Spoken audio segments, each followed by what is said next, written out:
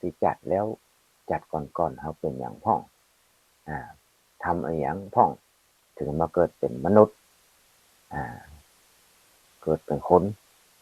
เกิดพ้นแบบพอเกิดมาแล้วก็เหมือนกันเนี่ยก็เหมือนกันหมดเนี่ยแตกต่างกันไปเนี่ยบางคนจิตใจดีบางคนจิตใจสูงบางคนจิตใจต่ำชั่วช้าก็มีหลายอย่างเนี่ยแต่ว่ารวมแล้วมันอยู่ในคำว่ามนุษย์มนุษย์โลกมนุษย์ภูมิเนี่ยเลยก็เลยวันนี้จะเรื่องเรื่องมนุษย์ภูมิเนี่ยประเภทของมนุษย์เท่านี้แหละมนุษย์ภูมิหรือว่า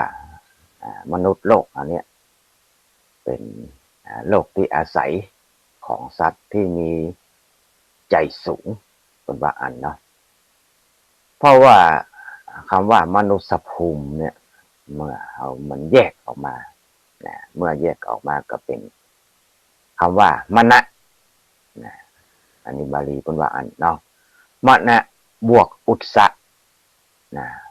บวกภูมิหรือว่าบวกว่าโลกก็ได้โลกะเนี่ยโลกมณะนี่ก็แปลว่าใจมณะนี่แปลว่าใจอุตสะแปลว่าสูงภูมิภูมิก็คือที่อาศัยหรือว่ามนุษย์โลกคือโลกที่อาศัยเนี่ยที่มนุษย์เราอยู่เนี่ยคือที่อาศัยรวมแล้วเป็นมนุษย์ภูมิก็แปลว่าที่อาศัยของสัตว์ผู้มีใจสูงอย่างนี้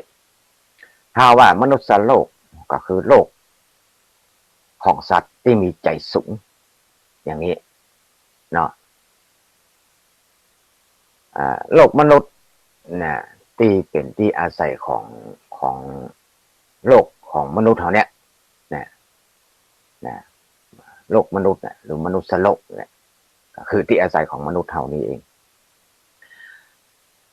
ที่ว่ามนุษย์ผู้เป็นผู้มีใจสูงนั้นนะก็เพราะว่า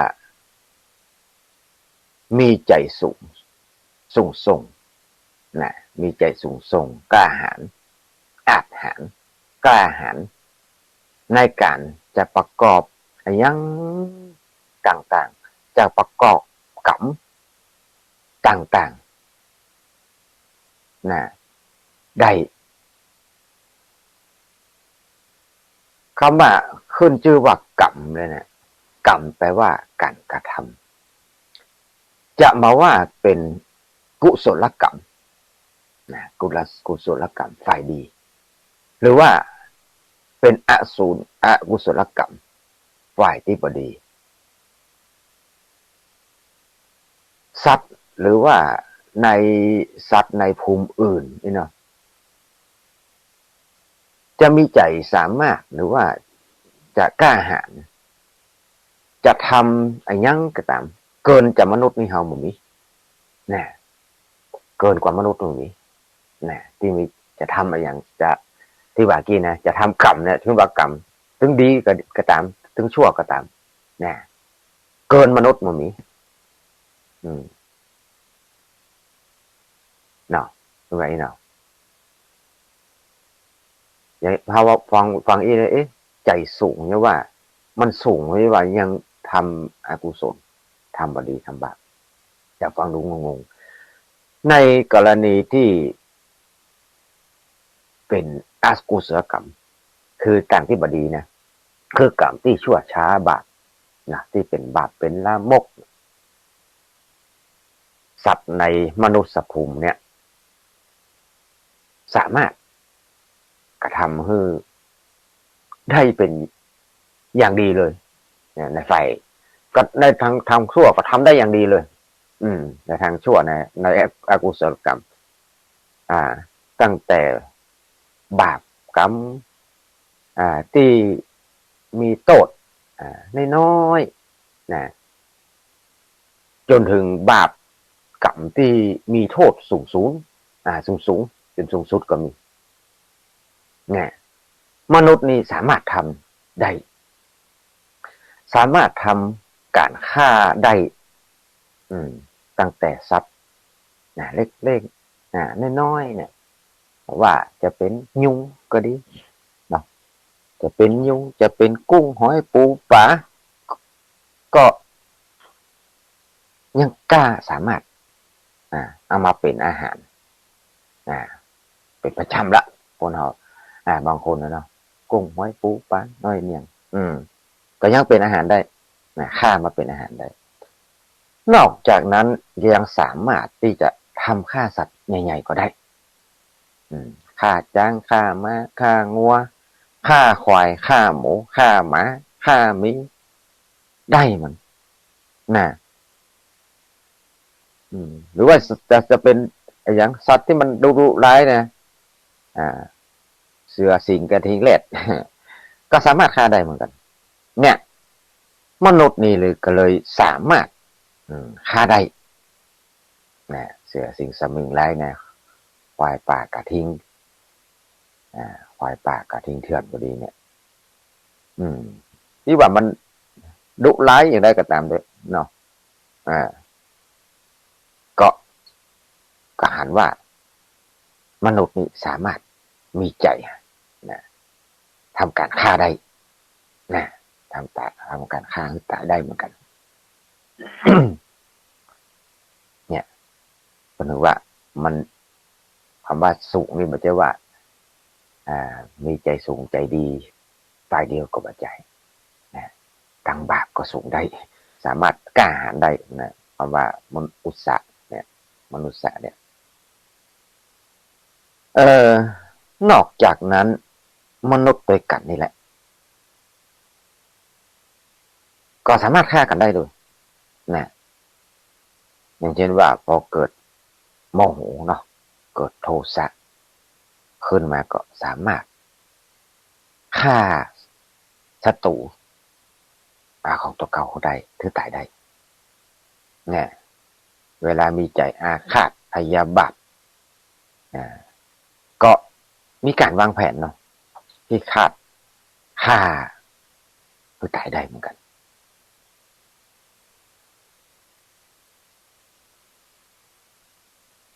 บางมนุษย์หรือว่า หรือว่าคนเนี่ยหรือว่ามนุษย์บางคนนี่ยังมีอาชีพมีอาชีพเป็นทหารเหมือนกันนะเป็นมือปืนก็มีเนี่ยเป็นเพชฌฆาตฆ่าหมู่มนุษย์ตัวกัน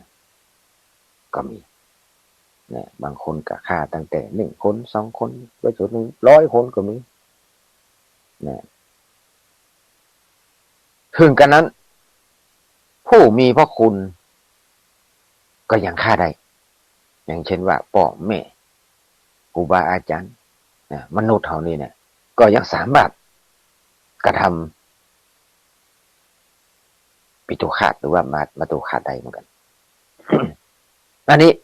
เป็นบาปกรรมชั้นสูงสุดเลยนะอนันตริยกรรมเนี่ย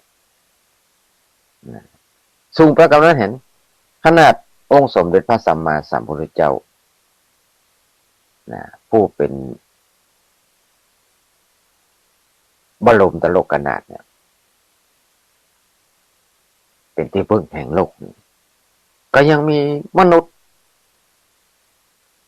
ผู้มีใจบาปบางคนอย่างเช่นว่าพระเทวทัตก็ยังคิดปองร้ายมาจะเอาชีวิตได้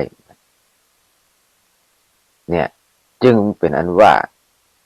มนุษย์ผู้มีใจสูงในเชิงกล้าหาญกระทำอกุศลกรรมหรือว่าทำปาฏิมาริย์ทำปาณาติบาตก็ได้แบบว่าคนใดคนหนึ่งถ้าพอใจจะฆ่าก็ต้องคิดฆ่าเหมือนกันมนุษย์เรามันพออยู่แล้วเพราะเหตุที่ว่าสัตว์ผู้มีชีวิตอยู่ในโลกมนุษย์เนี่ยมีน้ำใจอาถรรพ์ นะสามารถประกอบอกุศลกรรมทุกอย่างได้อย่างดีเหมือนกันอย่างเยี่ยมว่าอันเดนเนาะนี่อันนี้นี่หมายถึงฝ่ายถึงอกุศลกรรมนะจึงได้ชื่อว่ามนุษย์นะผู้มีใจคำว่ามนุษย์แปลว่าผู้มีใจสูงในเชิงกล้าหาญที่จะประกอบอกุศลกรรมแล้วในกรณีที่เป็นกุศลกรรมคือกรรมฝ่ายดีคือกรรมที่ดีงามเป็นบุญเป็นคุณสัตว์ที่เกิดในในในมนุษย์โลกเนี่ยในมนุษย์ภูมินี้เนี่ยก็เก่งกล้าก็สามารถที่จะกระทำได้อย่างยอดเยี่ยมเหมือนกันอันนี้ยกตัวอย่างเช่นว่าการฮื้อตานเนี่ยถ้าทำดังดีตานคือการฮื้อมนุษย์ทั้งหลายก็กระทำเป็นการเป็นประจำเหมือนกันมาว่ามนุษย์ชาติไหนภาษาไหนก็รู้จักมีจิตเมตตาฮื้อตานเหมือนกันเราสังเกตได้มันจะว่ามีแค่คนไทยจะฮื้อตานไม่ใช่ว่าเจ้าพุทธอย่างเดียวฮื้อตานก็ไม่ศาสนาอื่นเพิ่นก็ฮื้อตานเหมือนกันศาสนาพราหมณ์เพิ่นก็ฮื้อตานศาสนาคริสต์เพิ่นก็ฮื้อตานศาสนาใดๆเพิ่นก็ฮื้อตานเหมือนกันมีจิตใจนี่ดังทางดีดังนั้นเราจะสังเกตว่าเทวดาของศาสนาอื่นก็มีมันจะมีการศาสนาเฮาการทานการฮื้อคนเนี่ยเป็นการเสียสละแล้วแล้วก็ฮื้อตาเนี่ยการฮื้อตาเนี่ยมีมาในทุกการทุกสมัยแล้วนอกจากจะฮื้อตาแก่เปื้อนตัวกันฮื้อตาตัวเปื้อนมนุษย์ตัวกันแล้วมนุษย์ก็ยังมีใจเอื้อเฟื้อเผื่อแผ่ฮื้อตาแก่สัตว์ในภูมิอื่นฮื้อตากับไผเช่นว่าฮื้ออาหารแก่หมูแก่ม้าแก่เป็ดไก่แก่นกห้องบางคนฮื้อหรอฮื้อตาเห็นดูมันนะเนี่ยเป็นสัตว์ในติรฉานภูมิอย่างนี้เป็นเนาะนอกจากนั้นในการกระทำในกองการกุศลที่สูงขึ้นไปยิ่งกว่าทานก็มีก็คือการรักษาศีลในมนุษย์โลกเขาเนี่ยมีการฮื้อ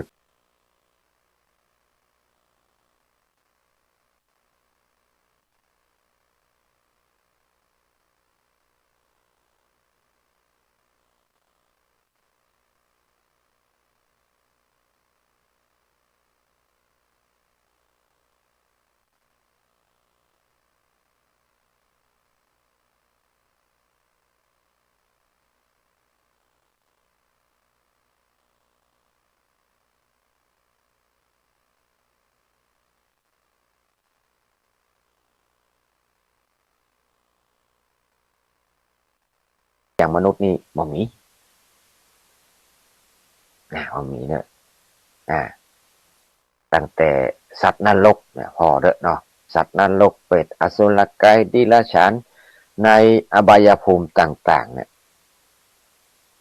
มีสัตว์ตัวไหนตนไหนพ่อที่ปรากฏว่าสามารถรักษาศีลได้อย่างมนุษย์บ่มีบ่มีเลยเนี่ยถ้าเขาจะรักษาศีลไปได้จะได้เพราะตลอดเวลาวันเวลาก็มีแต่จะก้มเสวยแต่กรรมกรรมของตัวเก่าต้องเสวยกรรมชั่วของตัวเก่า ต้องเสวยทุกข์จนเรือพ้นนักเรือพ้นประมาณจนมันมีเวลาที่จะมาสมาทานศีลได้พระสถานผู้ฟังเนี่ยเขามาสามารถมารักษาศีลได้เนี่ยมนุษย์หรือว่าคนเนี่ยมนุษย์เนี่ยคนเนี่ยที่ว่ามนุษย์เนี่ยมนุษย์เนี่ยนอกจากจะมีน้ำใจอาจหารสมาทานศีลได้อย่างดีแล้วอย่างยอดเยี่ยมในด้านกุศลอันสูงส่งกว่านั้นก็ได้คืออย่างก็คือการบำเพ็ญสมณภาวนาเนี่ยการบำเพ็ญสมถภาวนาจนได้สำเร็จฌานไปอุบัติเกิดเป็นพรหมก็มีก็ได้นะพรหมโลกเนี่ยต่างๆก็มีอยู่นักมากมาย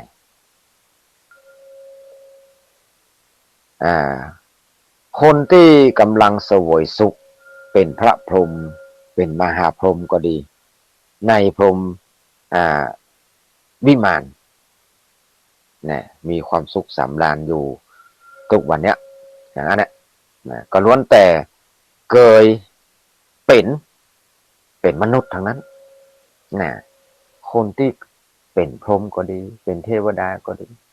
เนี่ยมันจะว่าจู่ๆก็กลับมาเป็นพรหมเลยใช่นะ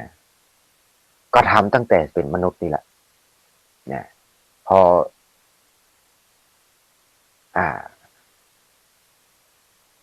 สิ้นร่างกายแตกดับไปก็ไปจุติเกิดเป็นพรหมอย่างเงี้ยอย่างนั้น เนี่ยเพราะว่า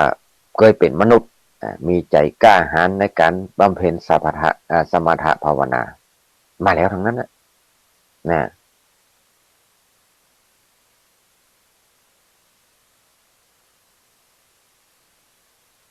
พอมาถึงสมัยองค์สมเด็จพระสัมมาสัมพุทธเจ้าเนาะนะบางครั้งก็มาถึงการพิเศษนะเป็นเหตุที่พระพุทธองค์สมเด็จพระสัมมาสัมพุทธเจ้าเสด็จมาตรัสนะขึ้นอุบัติเกิดขึ้นในโลก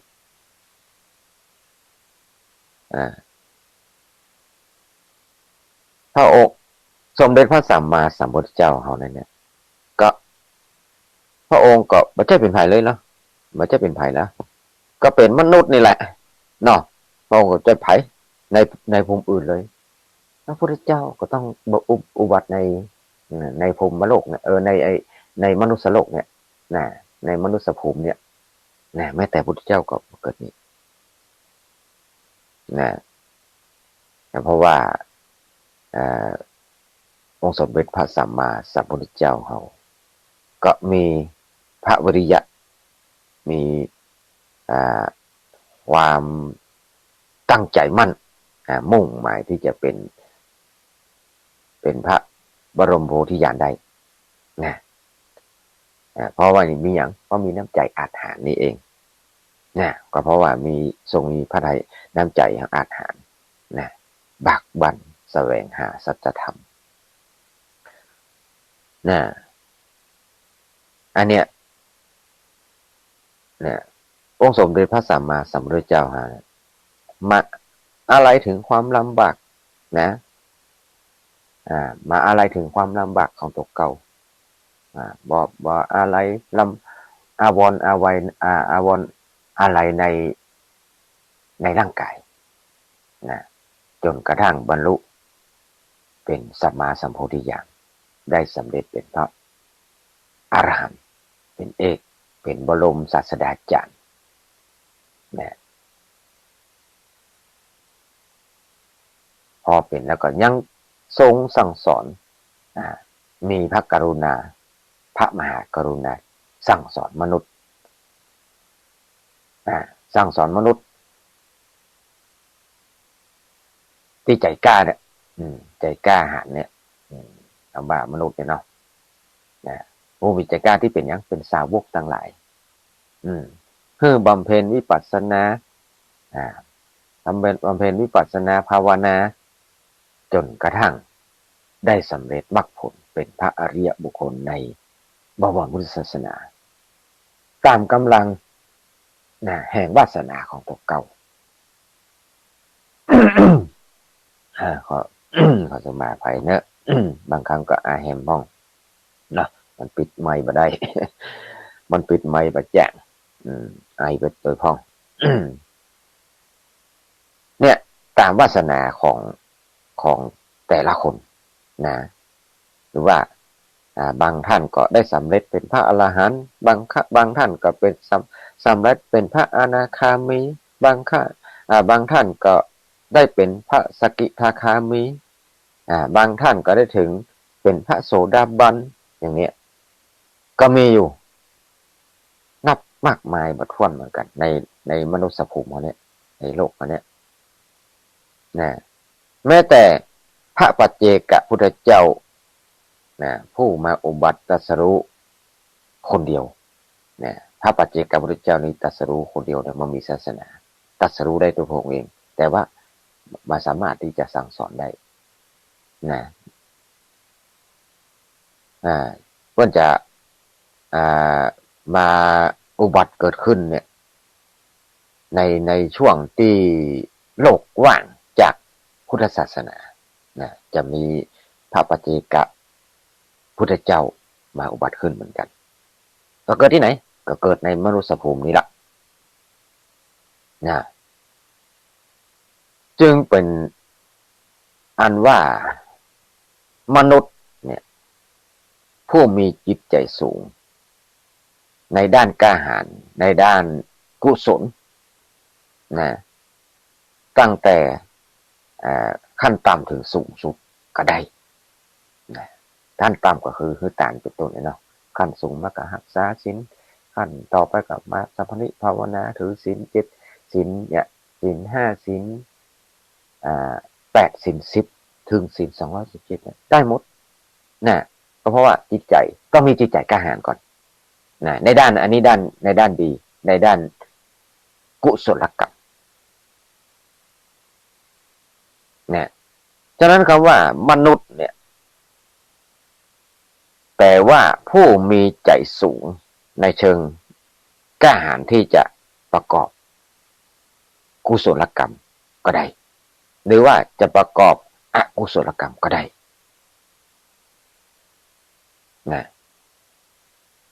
เนาะ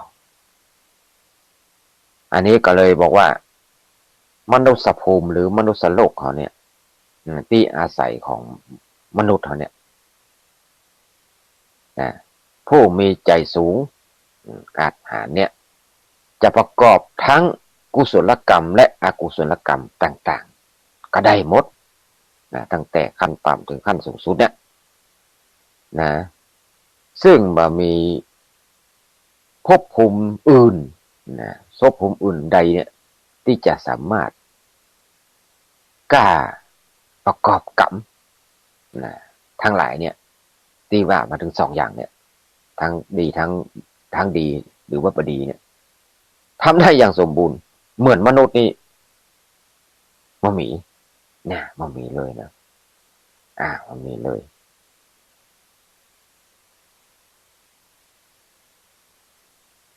อันนี้องค์สมเด็จพระสัมมาสัมพุทธเจ้าก็เลยตรัสเคยตรัสกับพระเจ้าประเสนที่กุศลประเสนที่กุศลเนี่ยที่ป่าเชตวันพระเชตวันมหาวิหารที่มาในบุคลสูตรในพระไตรปิฎกบุคลสูตรว่าสมัยหนึ่งองค์สมเด็จพระสัมมาสัมพุทธเจ้าประทับอยู่ณเชตวันมหาวิหารเป็นอารามเป็นเชตวันนี้เป็นวัดที่ท่านอนาถวินิกะเศรษฐีสร้างถวายที่ นครสาวัตถี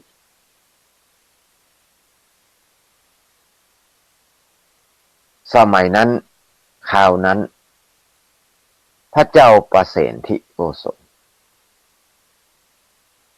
เสด็จเข้าไปเฝ้าพุทธเจ้าเมื่อไหว้สากราบ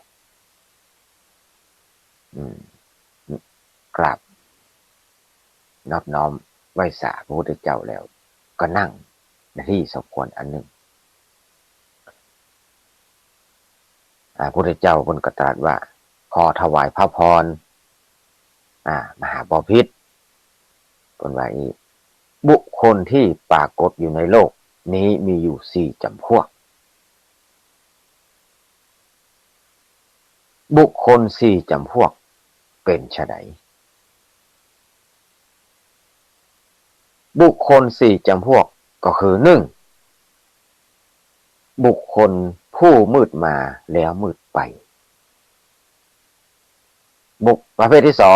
2บุคคลผู้มืดมาแล้วสว่างไป3บุคคลผู้สว่างมาแล้วสว่างบุคคลผู้สว่างมาแล้วมืดไปประเภทที่4บุคคลผู้สว่างมาแล้วสว่างไปอันนี้เป็นถ้าแปลเป็นภาษาไทยถ้าเป็นภาษาบาลีว่าประเภทที่1ตะโมปารายโนอันที่2อันแรกนี่ตะโมปารายโนแปลว่าบุคคลผู้มืดมาแล้วมืดไปอันที่2กะโมโชติปารายโนบุคคลผู้มืดมาแล้วสว่างไปประเภทที่3โชติกะโมปารายโนบุคคลผู้สว่างมาแล้วมืดไปประเภทที่4โชติปารายโน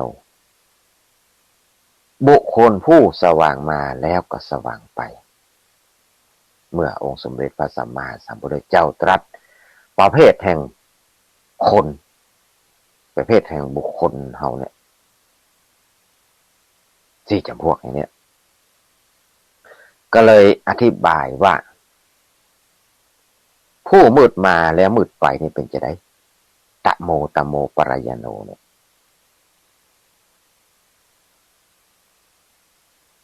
องค์สมเด็จพระสัมมาสัมพุทธเจ้าเพิ่นก็ถวายพรมหาบพิตรบุคคลจำพวกใดที่ชื่อว่าเป็นผู้มืดมาแล้วก็มืดต่อไปบุคคลบางคนในโลกนี้อุบัติเกิดในตระกูลต่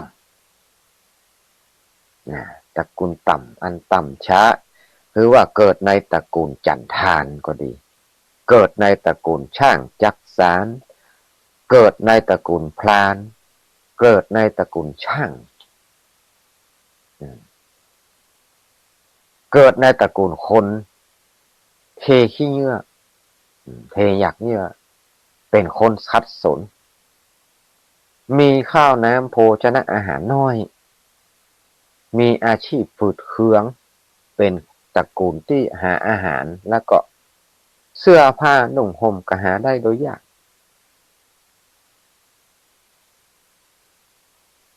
แล้วก็ตัวเขาเองเนี่ยก็เป็นคนที่มีผิวพรรณที่บางงามเลวทรามมาแน่พอมาแน่ชมเป็นคนแค่เป็นคนตัวน้อยๆเป็นคนมีกะโลกมีโลกมากขี้โลกว่าเด้อ เป็นคนเสียตาเป็นง่อยเป็นคนกระจอกหรือว่าเป็นคนเปรี้ยเสียขามักจะว่า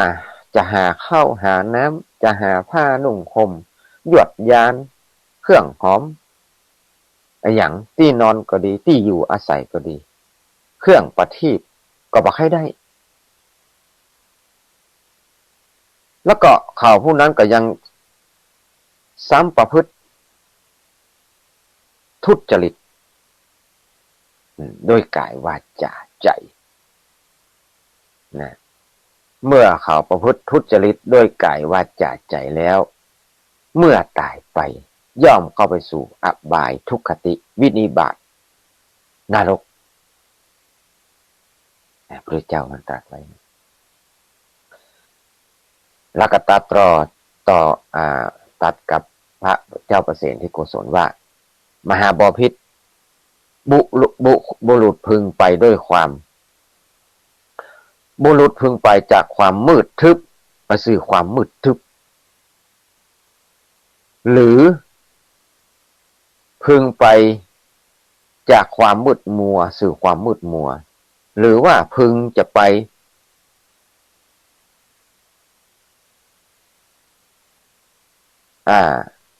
จากเลือดที่มีบนทินไปสู่เลือดที่ไม่มีบนทินอันนี้อุปมานิฉันใดเราตถาคตกล่าวบุคคลนี้ว่ามีอุปมาอุปไมยเหมือนบุคคลนี้ว่าเป็นผู้มืดมาแล้วก็มืดไปนี่พระพุทธเจ้าท่านตรัสกับพระเจ้าประเสนที่โกศลเมื่ออธิบายคนจำพวกหนึ่งอย่างนี้แหละสมเด็จพระสัมมาสัมพุทธเจ้าประเภทที่หนึ่งนะเมื่อพระพุทธเจ้าอธิบายพุทธาธิบายอย่างเงี้ยว่าบุคคลจำเพศพวกที่หนึ่งเนี่ย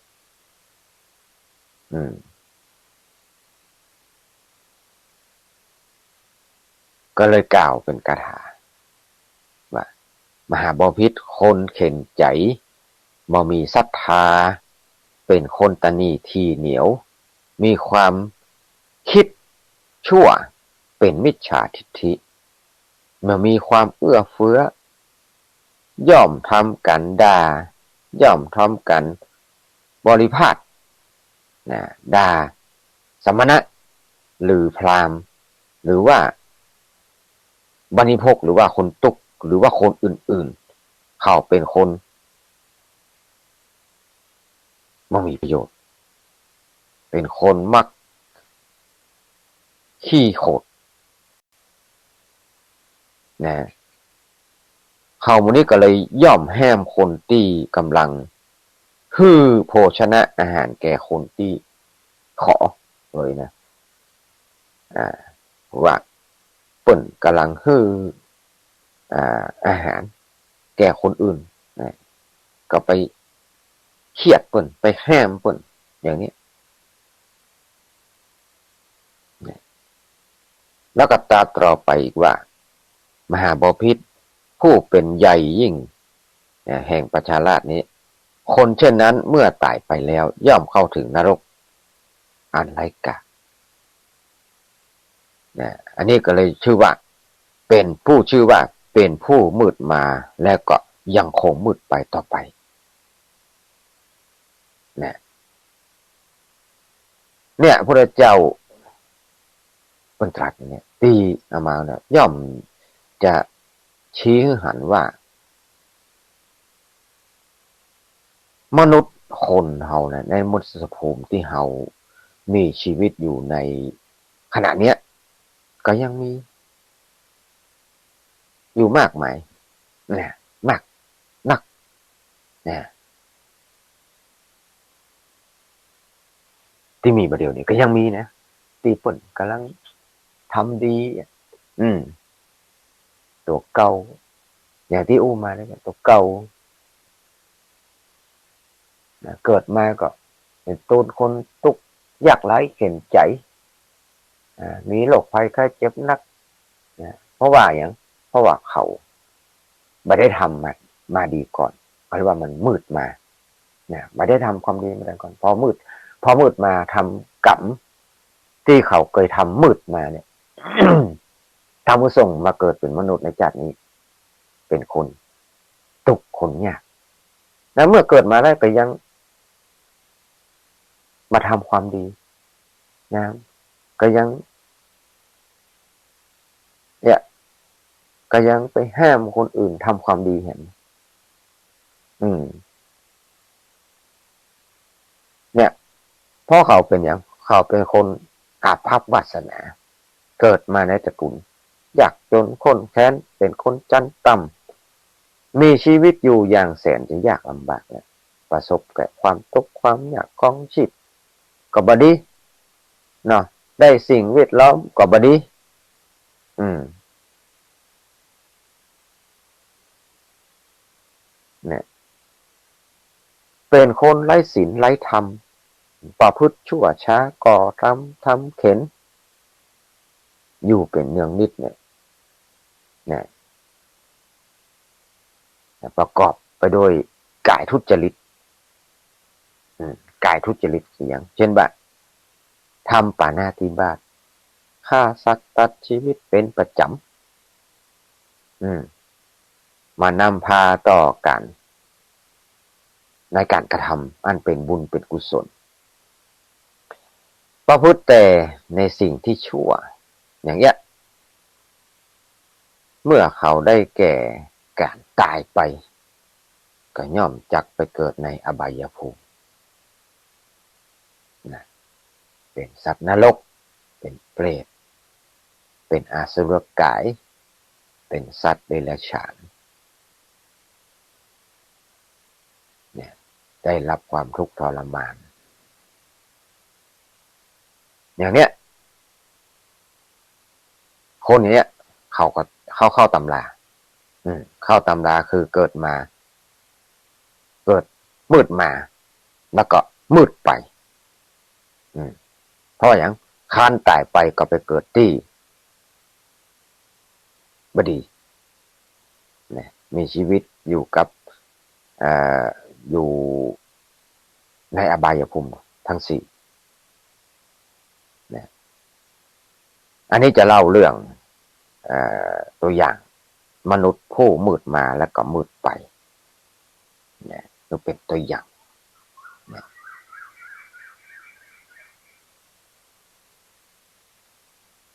ในสมัยที่องค์พระสมเด็จพระสัมมาสัมพุทธเจ้ายังบำเพ็ญพุทธกิจ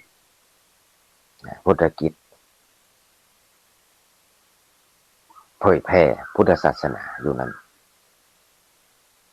ก็มีพรานใจโหดคนหนึ่งมีนามชื่อว่านายโกกะตรงนี้นายโกกะมีอาชีพอย่างมีอาชีพในการฆ่าสัตว์ในทางปาณาติบาตเที่ยวฆ่าสัตว์เป็นประจำวันหนึ่งตอนเจ้าเวลาเจ้านายโกกะเนี่ยผู้มีใจบาปเนี่ยก็กำเอาธนูกู้ธนูกู้ใจว่านั่นเนาะธนูกู้กายกู้มือมากำเลยแล้วก็ห้องหมาห้องหมาหรือว่าสุนัขเนี่ยห้องหมาสุนัขไล่เนื้อไว้เนาะ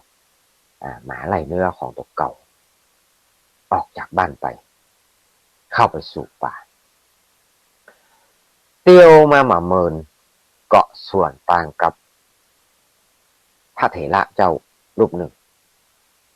นะกำลังนุ่งจีวรถือบาตรห่มจีวรมุ่งมาสู่เพื่อจะไปเข้าไปในหมู่บ้านเพื่อจะเป็นไปบิณฑบาตเนาะนี่เป็นตามสมณวิสัยตัวตามสมณวิสัยโอ้ไปเจอใส่ตุเจ้าเ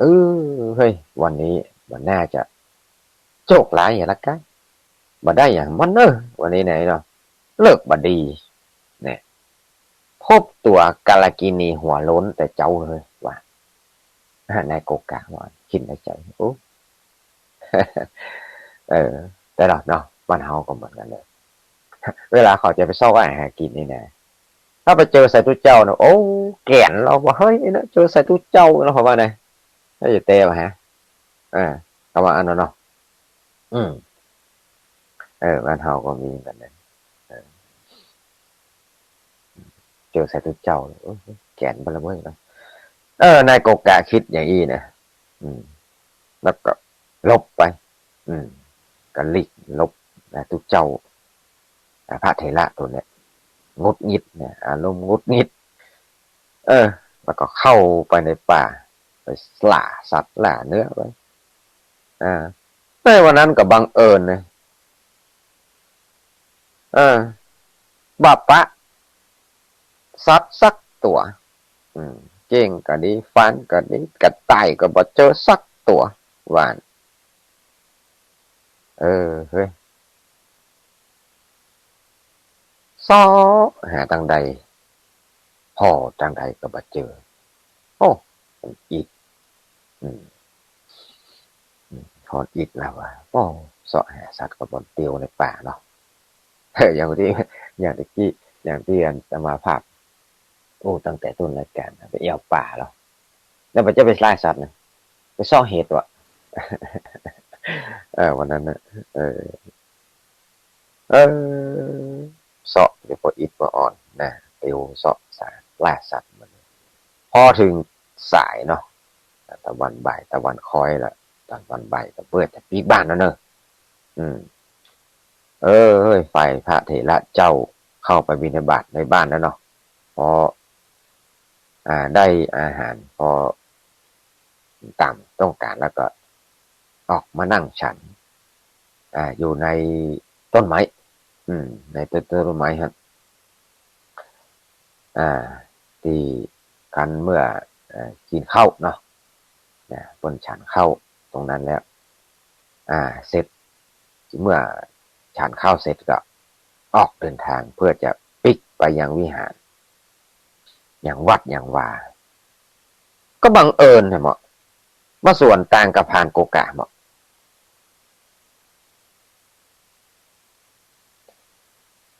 โกกะพานโกกะบอกวันนี้เข้ามาพบคนกาลากินีหัวล้นตั้งแต่เจ้าคัดลาบเนี่ยเข้าไปในป่าก็ไม่ได้สั่งอย่างสักอย่างบัดเดียวนี้ก็ยังปะเจ้ากรณีตัวคัดลาบเหรอยังมาปะเจอแน่ไง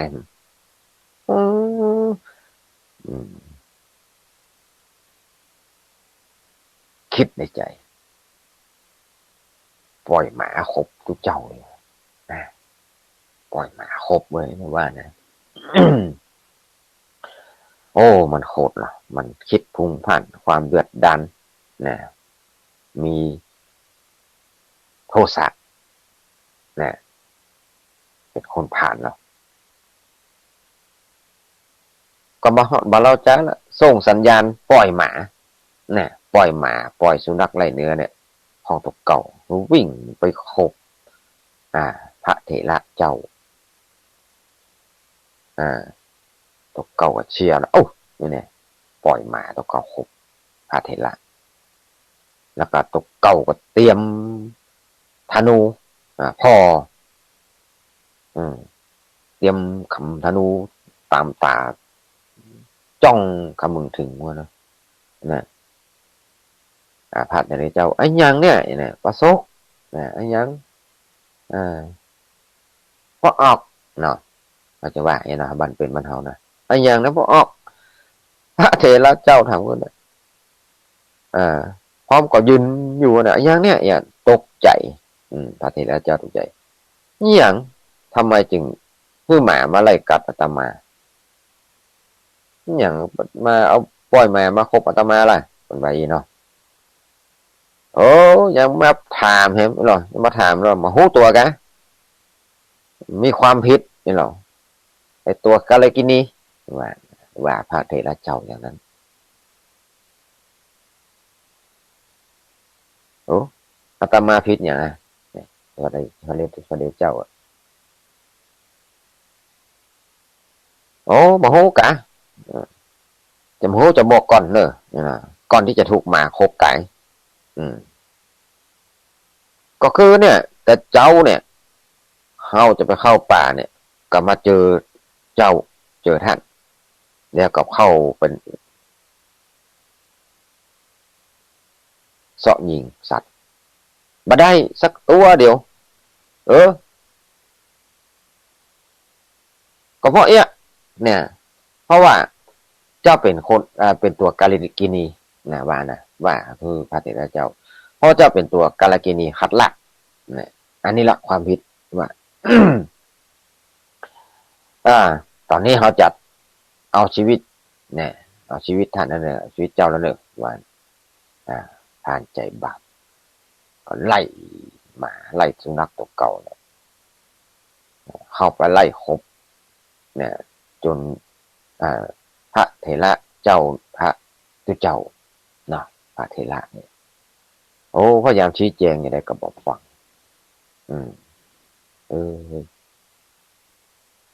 ตุเจ้านี่เป็นพุทธสาวกหรอนะเป็นสาวกของพระพุทธเจ้าวันนี้ก็ กลายเป็นเนื้อไปละกลายเป็นเนื้อเป็นเก้งเป็นกวางคือพานพูดอันใจบาปนี้ล่าให้ละโอ้ก็หันว่าท่านว่าหมามันตัวใหญ่เนาะสวกดุร้ายมันจะมอกลุมกันเลยลุมคบลุมคบตัวเก่าพระเถระท่านก็เลยหนีขึ้นไปอยู่บนต้นไม้ก็ต้นไม้นั่นก็บสูงแต่ไหนเนี่ยแต่เพราะว่าพ้นกับแม่อยู่พ้นตัวแม่อยู่แม่ขึ้นไปเลย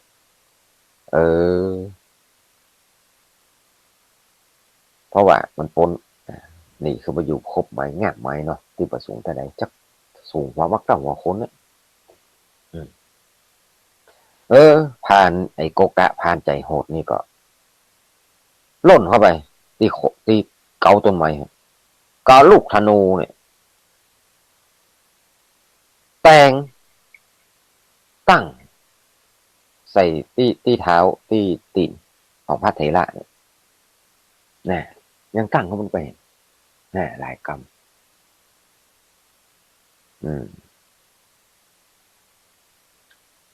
พระเถระเจ้าบอกโอ้จะไปแต่งอาตมาเลยอันโอโศกนี่เนาะอาตมาบ่มีความผิดเนี่ยอย่างที่ท่านได้เข้าใจเนอะเนี่ยอย่ามาลงโทษอาตมาจะบาปนะพุทธเถระเจ้าเตือนอยู่พระเถระเตือนแต่งเห็นไหมนี่กะบาปนี่ลงมานะแต่งเห็นไหมผ่านใจบาปโหดเหี้ยมโหดหลักดันนะพร้อมกับเล่งมือแต่งตีนของแต่งตีนแต่งเท้าของพระเถระเจ้านะมันขึ้นหนักขึ้นไปนะฝ่ายพระเถระเจ้าเมื่อถูกนายโกกะพลานใจบาปเนี่ยแต่งจนเลือดไหลนะโอ้ได้รับความเจ็บปวดนะโอ้เกือบจะสุดที่จะยับยั้งสติไว้ได้ก็เลยได้ต้องห้องอดโอยอยู่นะวันคางอยู่บนต้นไม้นั่นแหละอยู่ขวาที่ขาคบไม้นั่นแหละแล้วก็กำแบบโอ้ให้มาเมินสักกำพอดีเนี่ยพระเมื่อพระเถระเป็นดินไปโดดมาเนาะก็เลยจีวรหลุดนะจีวรพระเถระเจ้าหลุดพอหลุดแล้วก็ล่นลงไปล่นลงไปจีวรคนนั้นไปคลุมใส่อันบังเอิญไปคลุมใส่อันนายโกกะพอดีคลุมใส่นายโกกะโอ้วายหมาหรือว่าสุนัขของนายโกกะหันแล้วนะพอมาไล่กัดไล่คบพระเถระจนขึ้นบนต้นไม้แล้วก็มันตอนนั้นมันก็ได้เห่าอย่างเดียวเนาะขันโจกอยู่ภาคนึงพอมันหันนั้นผ้าตกลงมามันก็นึกว่า ตัวเจ้าตกลงมาผ้าตกลงมาก็ไปคลุมใส่อันโกกะแหละเนาะมันคลุมเลยนะก็คราวนี้หมาไล่ครบล่ะหมาไล่ครบตกลงมาก็รีบฟังกันนึกว่าตัวเจ้าอันพระเถระตกลงมาแล้วกันปอดพอรีบปอดลุมเลยกันนี่พากันกัดครบต้องลุมเลยจนนายโกกะนั้นตัดขาดใจขาดรวมหัวว่ามันที่มันครบนั้นเป็นเจ้านายมันนะเป็นเจ้านายมันตายแล้วโอ้นายผ่านนายโกกะเกิดมามีชีวิตมืดเนี่ยตัวอย่างมีชีวิตมืด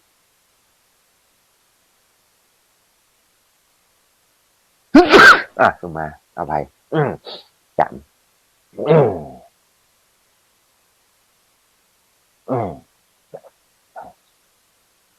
เนี่ยตัวอย่างของคนมามืดคนมืดมากรรมตามสนองรับผลกรรมตามสนองตามตาหันเลยถูกหมาตัวเก่าลุมทบขาดใจตาย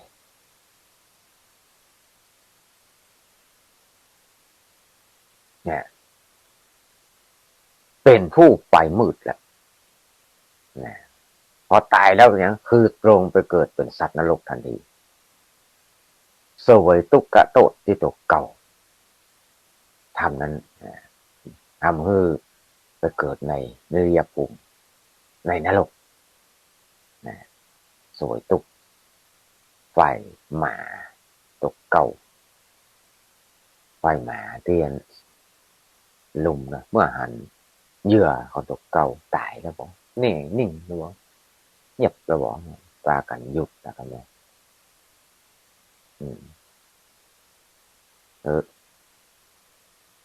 ก็เลยหมาเนี่ยมันเดี๋ยวพอเจ้า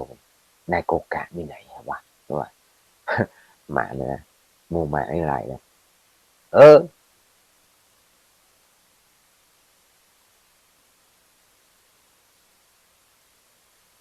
ก็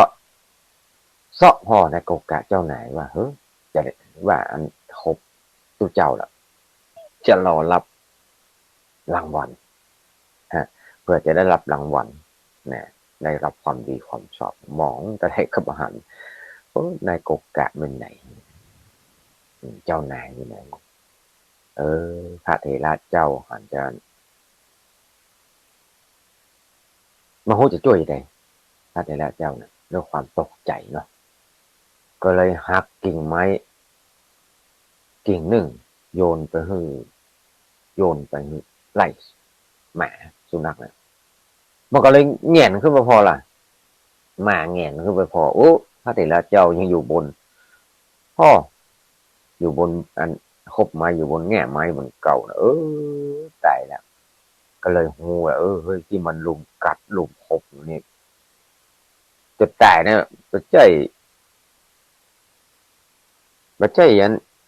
พระเถระสักกับเนี่ยก็เลยเป็นเจ้านายของมันเนี่ยก็เลยมาก็เสียใจเลยแต่ได้รู้สึกเสียใจเนาะก็หูจะเงียบอย่างใดแบบเฮ้ยตามภาษาสัตว์ดิลฉานเนาะมาหูยังแต่ว่าหมานี่ก็มันรักเจ้าของนะความจริงนะถ้ามันเจ้าของมันใจอย่างทำเนี่ยหมาอยู่บ้านเฮากันเลยนะใครจะไม่เนี่ยเจ้าของมาได้นะบางอย่างบางเนี่ยมีเหมือนกันนะพอหูเจ้านายตัวเก่าตายเลยแล้วตัวเก่าครบเนี่ยหอนอะไรเจ้านายนะก็เลยพอเรียบร้อยเห่าสักกรรมสองกรรมหอนอะไรเจ้านายเหมือนกันก็เลยหนีเข้าป่าไปก็เมื่อมาหนีเข้าป่าไปแล้วเนี่ยพระเถระก็เต็มเนื้อตัวมีกันเลือดนะก็ก่อยลงมาดึงเอาจีวรของตัวเก่าที่มา ห่มแหล่งในพรานนะในโกกาเนี่ยขึ้นมาห่มแล้วก็พยุงกายร่างกายตัวเก่าเข้าไปเชตวันมหาวิหารเฝ้าองค์สมเด็จพระสัมมาสัมพุทธเจ้ากราบทูลเหตุการณ์ที่เกิดขึ้นเนี่ยกราบทูลไปให้พระพุทธเจ้าได้ทรงทราบก็เลยมากินแนงแข็งใจผมก็ว่าถามพระพุทธเจ้าว่าข้าแต่พระองค์ผู้เจริญผู้ทรงพระคุณอันประเสริฐอุบาสกนั้นต้องถูกหมาตัวเก่ากัดถึงแก่ความตายก็เพราะจีวรของข้าพเจ้าก็เพราะจีวรของข้าพระองค์ตกใส่คุมกายเขาเมื่อเป็นใจอี้แล้วเนี่ยศีลของข้าพเจ้าจะดั่งพร้อยพ่องก่อนจะพุทธจะวิศีลก็ว่าเนี่ยและความเป็นสมณะของข้าพระองค์เนี่ยยังจะมีอยู่กว่าเนี่ยยังจะขาดก่อนปล่อยฆ่าเป็นเหตุที่ได้ฆ่าในโกกะแล้วเนี่ยพระพุทธเจ้าก็ตอบพระเถระว่าดูก่อนวิสุในกรณีนี้ศีลของเธอบดังพร้อยและความเป็นสมณะภาวะของเธอก็ยังอยู่ผู้ที่ประทุษร้ายต่อผู้ไม่มีจิตประทุษร้ายเนี่ยผู้ที่ประทุษร้ายต่อผู้ไม่มีจิตประทุษร้ายก็ย่อมจะต้องถึงความพินาศอย่างเงี้ยพระพุทธเจ้าตรัสนี้เนี่ยสมเด็จพระสัมมาสัมพุทธเจ้าก็ชี้แจงให้พระเถระอย่างนี้เนี่ยก็ทรงแสดงธรรมเทศนาในนามจาก็พระเถระผู้นั้นก็ได้บรรลุพระอรหันตผลสำเร็จเป็นพระอริยบุคคลชั้นสูงสุดในบวรพุทธศาสนาเนี่ยอันนี้ชีวประวัติของนายโกกัตพรานใจโหดใจบาปเนี่ยอันนี้มาเล่าเป็นชีวิตตัวอย่างของมนุษย์ที่กล่าวมาประเภทที่ว่าเนี่ยผู้มืดมาแล้วมืดไปตะโมวรายโนเนี่ยก็นักธรรมอันเนี้ยหมูอาชีพก็ดีเกิดมาก็ทุกข์ยากเข็ญใจเนาะต้องไปฆ่าสัตว์มาขายไปล่าเนื้ออะไรยังก็ยังทำบาปต่อมาจิตใจทำลายพระเถระจนบาปสนองตกเก่าอันนี้เป็นตัวอย่างของผู้มืดมาแล้วก็มืดไปญาติธรรมาเขาตามโมปริโยคนประเภทที่สองผู้มืดมาแล้วสว่างไปเป็นจะไรมืดมาตะโมโชติปรายโนมืดมาแล้วสว่าง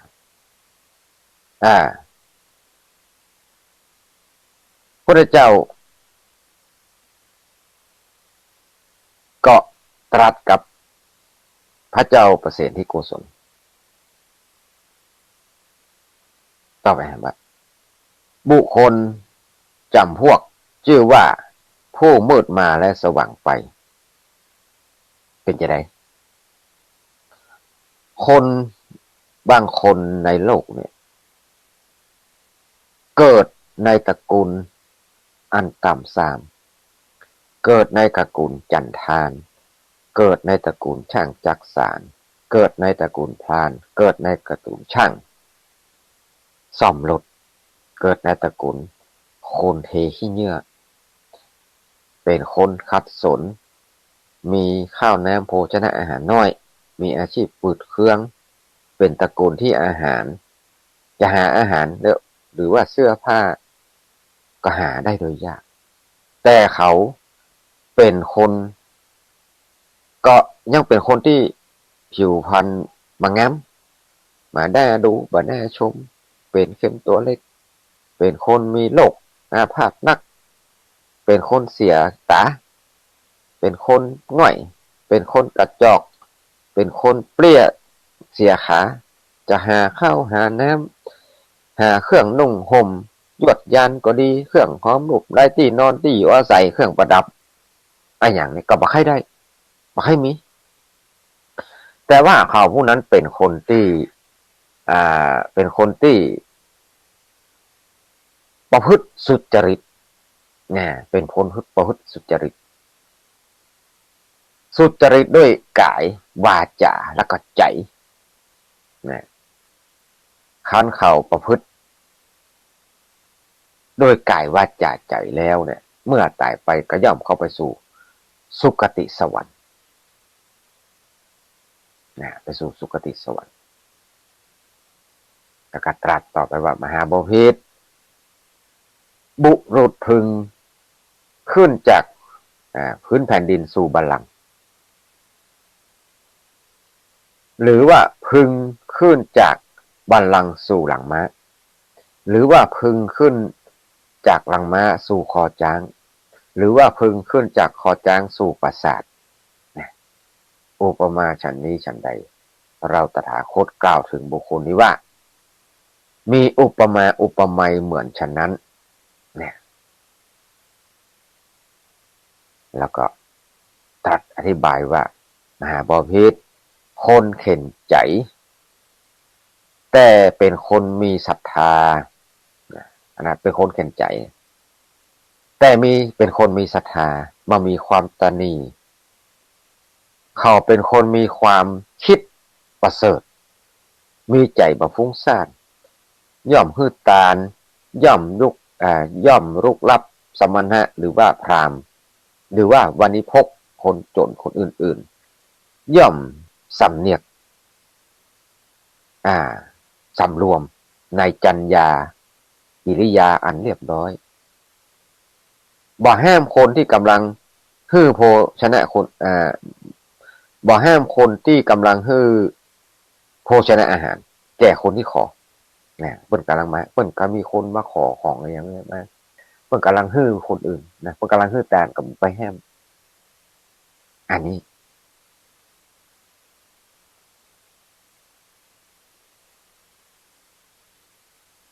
เนี่ยคนเช่นนี้เมื่อตายไปแล้วย่อมเข้าไปถึงไตรทิพย์สถานไตรทิพย์สถานคืออย่างก็มีมนุษย์สวรรค์นิพพานสมบัติสามารถไปได้จนถึงปุณณะถ้าทั้งหลายอ่านว่ามนุษย์เนี่ยในชีวิตในมนุษย์เนี่ยบางคนบางจำพวกบางคนเกิดในวรรณะต่ำเนาะมีความเป็นอยู่อย่างยาก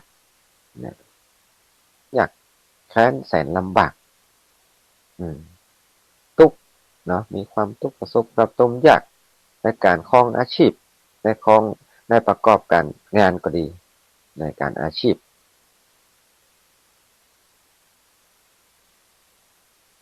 ก็มันมีสิ่งที่จะอำนวยความสุขเหมือนคนอื่นทั้งหลายอย่างเนี้ยคนเฮามามันมืดมาเนาะคนเฮาเกิดในตระกูลต่ำทุกข์ยากเนาะคนทุกข์ยากเห็นใจปวดมาเป็นคนทุกข์แล้วเขามืดมาเพราะว่าอย่างเพราะว่าไม่ได้ทำไว้ก่อนก็เลยเกิดต้องเข้าใจว่าต้องรู้ตัวเก่าว่าที่เฮาทุกข์เฮายากที่เกิดมาทุกข์เกิดมายากเป็นคนทุกข์ไร้เห็นใจเพราะอย่างเพราะต้องเข้าใจว่าเราคงไม่ได้ทำมาก่อนเป็นคนมืดมา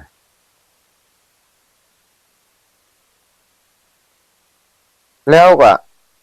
เวลาที่คนอย่างเนี้ยมีชีวิตอยู่มันมีโอกาสที่จะประสบความเจริญรุ่งเรืองเลยแต่ว่าเขาก็ยังมีจิตใจเป็นคนเป็นเพราะว่าเป็นคนสันดานดีเนาะเป็นคนจิตใจดีเป็นคนมีฮิริโอตัปปะไว้ มีความกลัวบาปมีความเกรงกลัวบาปฮิริโอตตัปปะมีความละอายเกรงกลัวต่อบาปมีศีลธรรมประจำใจนะมีการประพฤติสุจริต ด้วยกายวาจาใจอุตสาห์พยายามบำเพ็ญทำทานสมาทานศีลอยู่เสมอเนี่ยก็หวังว่าจะประสบสุขในปรโลกภายหน้านะเมื่อเขาตายไปเนี่ยจากคนอย่างเงี้ยย่อมจากไปเกิดในไตรทิพย์สถานบนไว้นะคือวิมานเทวโลกนะการเกิดเป็นเทพบุตรเทวดาเป็นเทพพระบุตรเป็นเทพธิดาเสวยทิพย์สมบัติเนี่ยอันนี้จะได้เป็นสุขนะแต่บนว่าอย่างนี้เนี่ยผู้นั้นก็ชื่อว่าเป็นผู้มามืดนะเพราะว่ามีชีวิตอยู่ในโลกเนี่ยแบบมืดๆนะแต่ชีวิตประกอบด้วยความดีประกอบด้วยสุจริตอย่างที่ว่า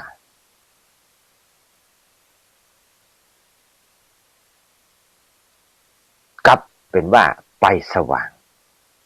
นะเนี่ยมามืดแต่นะมามืดแต่ไปสว่าง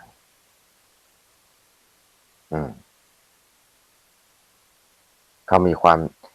วามสุขเป็นเบื้องหน้านะมีสวรรค์เทวโลกเป็นที่ไป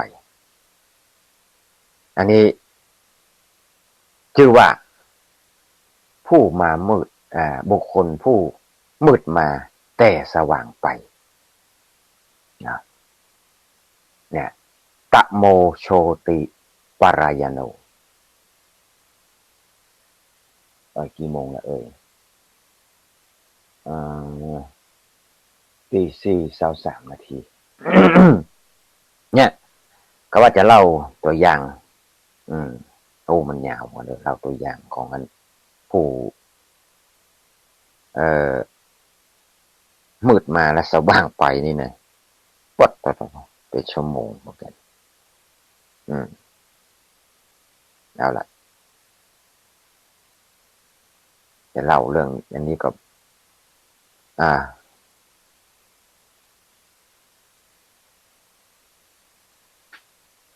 เรื่องสุปพุทธะสุปพุทธราชาเอาอีกดีกว่ามันจะมีนักเนาะเพราะว่าวันก่อนได้รับคำแนะนำจากท่านอาจารย์พระครูอภิวัฒนวิกรมพูดว่าอาจารย์เชื่อเวลาก็เดินมาก็เดี๋ยวตะกี้ลืมไปว่าอาจารย์เตรียมปักกระตืนนะว่าจดชื่อโยมหน่อยไงเนาะว่านะท่านว่าอันเนาะแต่มาก็เมาอายุหิเบาสมุดไปวางไว้ในหัวแล้วสมุดที่เตือนเป็นปักกระตืนโจดเนาะว่าอันไผโทรมาพ่องนี่นะเราตู้ก็เตือนไม่ได้จดตึงมาจดมันเลยมาจำเมื่อไม่จดก็เลยไม่จำมันเป็นอย่างนั้นเนาะเมื่อไม่จดก็เลยไม่จำก็เลยแล้วก็มีเวลาน้อยตัวเนี่ยแล้วกันนี้ท่านก็บอกว่าแห้งไว้สักเกินชั่วโมงกะเนี่ยก่อนจะจบแห้งไว้เกินชั่วโมงโยมจะได้โทรมาหลายๆคนหลายๆท่านนะเพราะว่าถ้าไปอู้หน่อยเดียวอู้หน่อยเดียวก็โยมมาแล้วใจว่านะโยมเพิ่นมาแล้วใจบางคนก็อย่างว่าเนี่ยติดมาอู้เนาะว่าบางคนโทรมาเพื่อกำลังใจกัน จะอู้กับท่านเมินๆหน่อยสายนั้นท่านอู้ได้กรรมสองกรรมท่านตัดไปจะไปโคตรกันบอกก็เลยท่านก็บอกว่าเอาไว้เมินๆหน่อยแล้วก็เฮือโยมโทรมาถามอยู่จังใดฟังสถานีใดชื่อหยังฟังแล้วเป็นใดพ่องในความแนะนำตู้ลุงจะได้พ่องต่อไปอยากฟังเรื่องอย่างพ่องนี่แหละบางคนเนี่ยโยมที่โทรมาสนใจจะเป็นผู้สูงอายุทั้งนั้นเนาะโยมเนาะเป็นผู้สูงอายุบางทีก็ได้ยินพ่องมาได้ยินหลายถามไปทางนั้นก็ออกตอบไปทางนี้เนี่ยใครอู้นะใครอู้ไปว่าเนี่ยบางทีจะคือเวลาเหมือนหน่อยนี่เนี่ยเป็นว่าอีแห้งเวลาไว้สักเหมือนหน่อยก็เลยได้กันเนาะแล้วก็โยมโยมจืดก็เพิ่งก็โทรมาแนะนำว่าตุลุงยองเพิ่นจดไว้หรอเนี่ยเพิ่นจดไว้ว่าไผ่โทรมาพ่องนะจดชื่อไว้เขาไม่ได้จดแต่ก็เลยมองว่าไผ่โทรมาพ่องวันนั้นวันนี้กี่สายที่เท่าไหร่เนี่ยมันเป็นเนี่ยวันนี้เนาะเรื่องเนี่ยยังมาจบตัวไหนคณะสดา เนาะมาจบแต่เนอะได้สองข้ออยู่ได้ผู้มืดมาแล้วมืดไปแล้วก็ข้อที่สองผู้มืดมาสว่างไปนะแล้วก็ยังไม่ได้ยกอันนิทานตัวอย่างสักคำนะเอาเป็นว่าคนที่มืดสรุปแล้วสรุปสองข้อวันนี้ก่อนเนาะแต่สองข้อสุดท้ายก็ไปเจอกันวันอังคารหน้าวันอังคารหน้าก็ผู้สว่างมาแต่มืดไปแล้วก็ผู้สว่างมาแล้วก็สว่างไปเป็นจะไรอันนี้ตกลงว่าวันนี้เอาสองข้อผู้มืดมาแล้วก็มืดไปคือเป็นคนจะใดหรือว่าข้อที่สองคนที่มืดมาและสว่างไปทำจะใดลองคิดพิจารณาสองข้อก่อนนะเฮาอยู่ในประเภทไหนเฮามืดมากะมืดมามืดไปกะแล้วเขาจะมืดมาแต่สว่างไปกะนะแต่บางคนเนี่ยสว่างมาแต่มืดไปก็มีอย่างแต่ที่เขาจะอู้กันต่อไปเนี่ยเพื่อจะได้ก็เราฟังอันนี้ว่าคร่าวๆคนที่สว่างมาเป็นคนที่ร่างกายสมบูรณ์เกิดในตระกูลสูงสูงส่งมีทรัพย์สินเงินทองมากมายแต่ว่ามันมีศีลมีธรรมทำแต่ความชั่วอันนี้มืดไปสว่างมาแต่มืดไปดังหันประเภทอย่างสว่างมากับสว่างไปคืออย่างคือคนที่เอาย่อๆก่อนเนาะวันหน้าเขาบอกวันอังคารหน้าเขาบอกที่ว่าคนที่สว่างมาก็สว่างไปเกิดมาก่อนร่ำรวยโดดได้ตนสูงมีร่างกายอุดมสมบูรณ์แข็งแรงพละกำลังนักสติปัญญาก็ดีแล้วก็มีศีลมีธรรมตัวคือการรักษาศีลภาวนาอย่างนี้แปลว่าเป็นคนที่สว่างมาแล้วก็สว่างไปนะเอาละอันนี้ก็เลยสรุป4ข้อไปก่อนแต่ว่าเรื่องราวจะมาอู้กันเรื่องสรุปนะได้2ข้อเนาะ2ข้อในสถานเนาะเอาละเดี๋ยวกินน้ำก่อนสักกำ ขอแห้งเหมือนกันเด้อนั่งอู้ไปตัวกับฟังงั้นหลวงพ่อพระครูสมเด็จทำวัดไปตัววันอาการนี่จะไม่ได้ไปทำวัดไปเพื่อนเนาะไม่ได้ไปทำวัดไปเพื่อนเอาละจากนี้ไปก็จะฮับโทรศัพท์จัดโยมก่อนปักตายคือกำลังใจกันเนาะฟังจากตังใดพ่องเรื่องกำลังใจตัวลุงเชื้อที่จะได้หาเรื่องดีๆมาเล่ามามาคณะศรัทธาต่อไปจะแบบบลืมจะต่อไปจะบลืมละ เออมันลืมแล้วเพื่อจังก็ลืมเหมือนนะวันก่อนก็ลืมเนี่ยลืมตื่นบัดตันนี่ด้วยไม่ใช่อย่างเนาะเอาละโทรมาได้เนาะมาจากไหนโทรมาจากไหนอยู่ที่ไหนเนี่ยตั้งใดเป็นได้พ่องชื่ออันยังรายงานรายงานเพื่อจะได้รู้อ่ะไผฟังพ่องเนาะนอนฟังไว้แล้วกะรับแล้วก็มีกะมันแน่บางคนอาจจะฟังไปโดยรับไปโดยแล้วก็มุเอออืมโทรมาได้ตอนนี้เนาะที่เบอร์โทร064 986 3355986 3355โทรมาได้ใครจะเป็นสายแรกวันนี้เดี๋ยวลองเปิดวิทยุก่อนโอ้นี่มาดักปิ้ง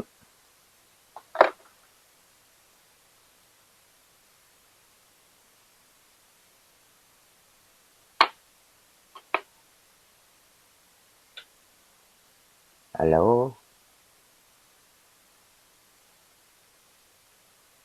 ตะกี้มีฟังอยู่เนาะตะกี้ฟังขึ้นอยู่แหละขึ้นที่ห้วยตองสัก90อย่างก็ห้วยตองสัก98.75มันดักปิ้งไปเห็นละมันแล้วช็อตไปแล้วกัน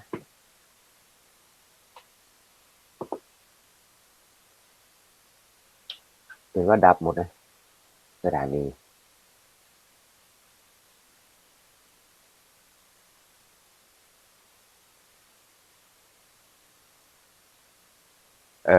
มันดับไปเนอะตะกี้เขาตั้งไว้เลยเนาะคณะสถาทั้งหลายที่ฟังอยู่โทรมาได้เนอะตอนนี้เนี่ยโทรมาได้ละที่เบอร์โทร064 986 3355ใครจะเป็นสายแรกถ้ามีสายแรกก็จะอู้ไปเรื่อยๆเลยอู้ไปเรื่อยๆอย่างที่อู้วันนั้นเนาะอู้วันนั้นสายแรกมาแล้วอัน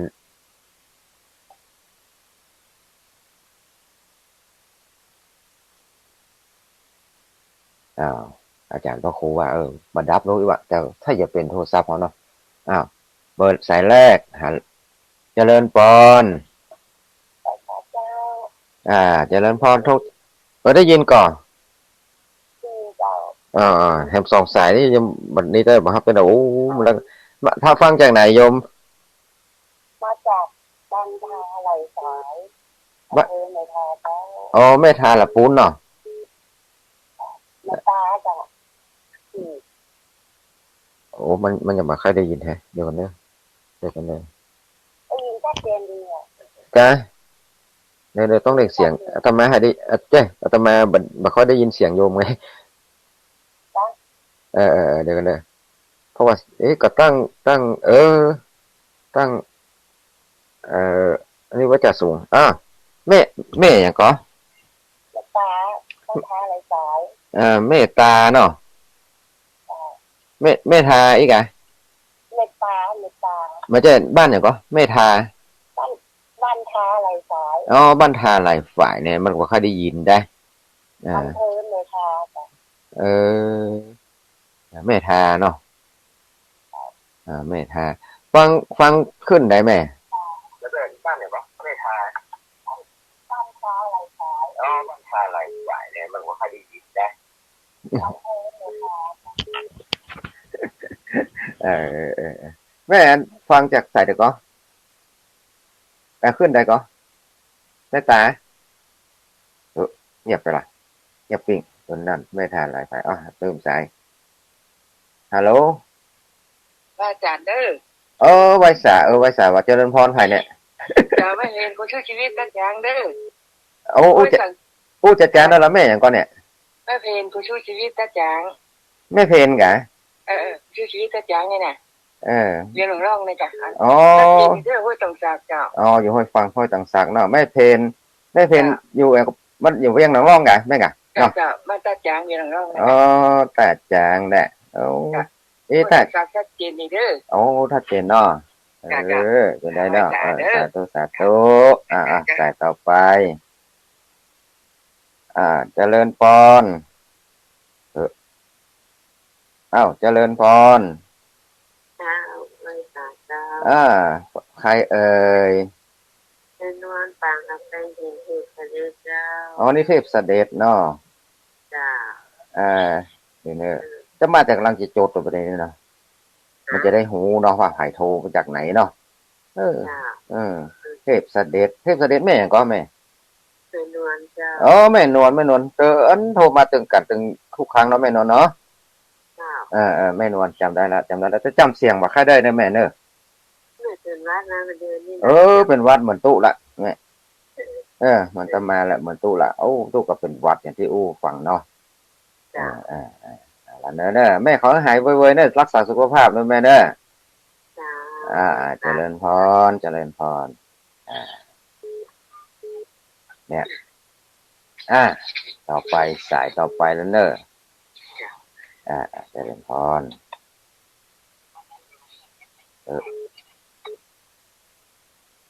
เจริญพรวันตาเจ้าก็ลุงเจริญพรนี่แม่กันนะจำเสียงคุ้นๆให้แม่อำไพไม่คือดอกแม่อำไพแม่คือรู้จักกันจะได้เจอกันบ่อยมาหามามอดสีเจือเนาะแม่อำไพเนาะเจ้าแม่กันเจ้าสาธุเนอะแม่เนอะมาเอากันบ่อยๆเพราะว่าอันเปิ้นเป็นนั้นเปิ้นเป็นญาติกับอันท่านอาจารย์ท่านพระครูสุเมธเลยเนาะแม่พายตอนนั้นแม่คือนี่นะบ้านเก่าของอาจารย์เปิ้นอาจารย์พระครูเนาะสาธุฟัง104นะแม่เนาะเจ้า104เจ้าชัดเจนดีก่อนเจ้าชัดเจนดีเจ้าดีละสาธุเนอะเจ้า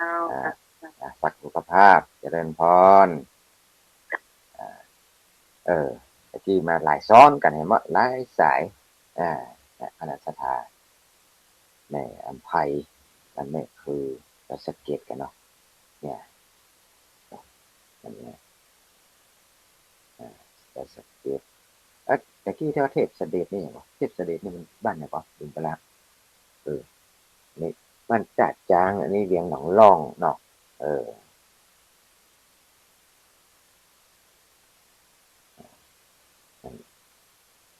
ในฐานะปูนเทพเสด็จนี่โดยสเก็ตกันนั่นแหละเนาะรถใจต้องสัญใจกูละจะมาแต่ยากูไปก็ลืมไปนะอย่าอย่างนี้ยังมาตานเกเต้เลยชิหลงชิลืมอะไรอย่างนี้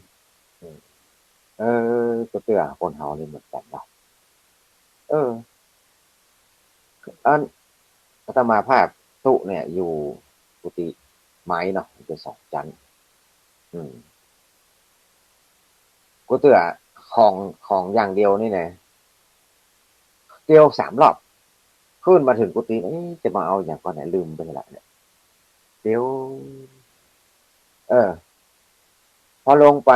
เนาะพอลงบ้านไปพอลงกุฏิไป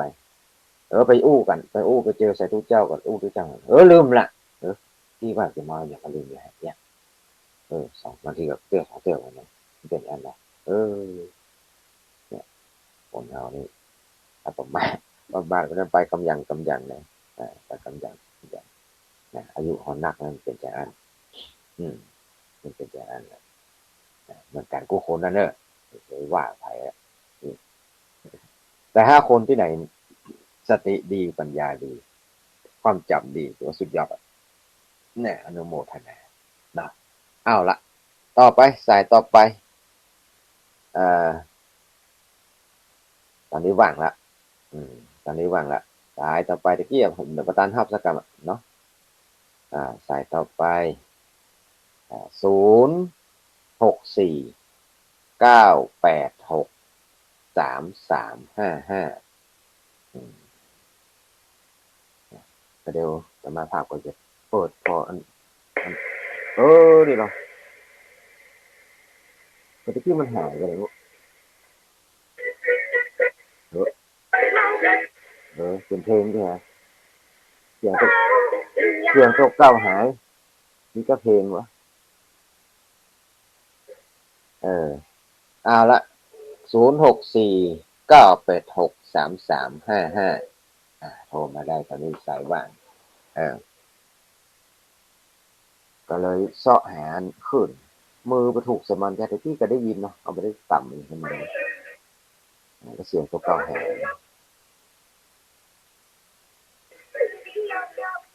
ถ้าอาจารย์พระครูวิวัฒน์บอกว่ามาหายเสียงอันเดิมไอ้ลูกแล้วปกติวันสายต่อไปมาแล้วเจริญพรไหว้สาจ้าเจริญพรแม่อย่างเอ่ยแม่มาลิวันดูมันไม่อายเจ้าโอ้แม่มาลิวันไม่อายฝังเนาะบ้านคายอำเภอไม่อายเจ้าบ้านคายแม่มาลิวันพิเคราะห์งานกองสถานีน้ำบ่อสาวาเนาะวันนั้นครูจิตตาสุจิตานุรักษ์เนาะหลวงพ่อพระครูจิตตานุรักษ์เจ้าอำเภอวันนั้นก็ไปแม่วันนั้นก็ไปกันเนาะแม่ก็ไปแล้ววันนั้นอันว่าเป็นโคโซกตัวนิดหน่อยแต่วันนั้นตะก้อนจะเต้าเท่านั้นท่านอาจารย์เขาปิดก่อนแม่ไปผู้ชายไอ้หม้อก่อนทำพิธีพอดีจะดีละยังได้แล้วก็ยังได้ไปทำบุญตัวกันเนาะเจ้าแม่มาลิวันบ้านค่ายแม่แอนเนาะขายบ้านคายกับจะบ้านค่ายบ้านคายกันอายแต่มาภาพที่คนเมืองฝางเหมือนกันหรอจ้ะคนที่ไหนแต่ก่อนเป็นเมืองฝางบ่ได้เป็นชัยประการก็แล้วเป็นบ้านชัยประการบ้านที่ไหนว่าใช่บ้านไหนก็บ้านห้วยม่วงแม่เป็นไงเนาะอันนั้นแม่สาธุนะแม่มาลิวันฟังจากบ่อสาวาสาธุสายต่อไปเจริญพรนมัสการเจ้าจากหลังจากแม่สาวอำเภอแม่อายนะเจ้านี่มันไม่สาวแล้วมา2 สายแล้วแม่สาวที่วันนั้นที่ไปน้ำบ่อสาวาที่อันแม่เอิ้นว่าตุลุงบอกเบอร์มันเน้อแล้วมีแม่แห่งพลเพิ่นมาเนาะว่าเอามะม่วงไปก็ต้องเพิ่นแอบเอามะม่วงไป2 แก่นว่า2 แก่นผมคือพวกนี่หยังก็ได้ก็ไปมีจะเหลือไว้อีหรอแม่อันนี้แม่ก็แม่ตะเกียมาจันเสริมไม่จักแม่จันสมเนาะอันนี้อีเนอร์กับนี้นะอันนี้แม่จันสมอีเนอร์จะได้จำแม่จำแต่กันวันเมษาไม่เอาเนาะฟังจากวัดแม่หันหน้าหันตาครูบาอาจารย์เจ้าชื่อตนจุองใจดีสาธุวันถ้าเปิดมาการเตรียมแห่งประจำจะไปอยู่เจ้าไปกันเนี่ยไม่ไปสักกรรมเพราะว่าไปนอนจะแตกกันไง7 คืน8 คืนมาอันนั้นไปเจอกันปุ๊บเนาะแต่อันถวายเตียนนะแม่เนาะเตียนนะเจ้าเจริญพรสาธุเจ้าน้ำมันประการเจ้าสาธุแต่กี้มันความจริงมันจัดหลายสายไอ้อย่างเนี้ยก็เดี๋ยวขอบอกกันเลยเนี่ย2เป็นอย่างนั้นน่ะลงท้ายด้วยอย่างไรลืมไปละ7767นี่ไผหมุนเด้อ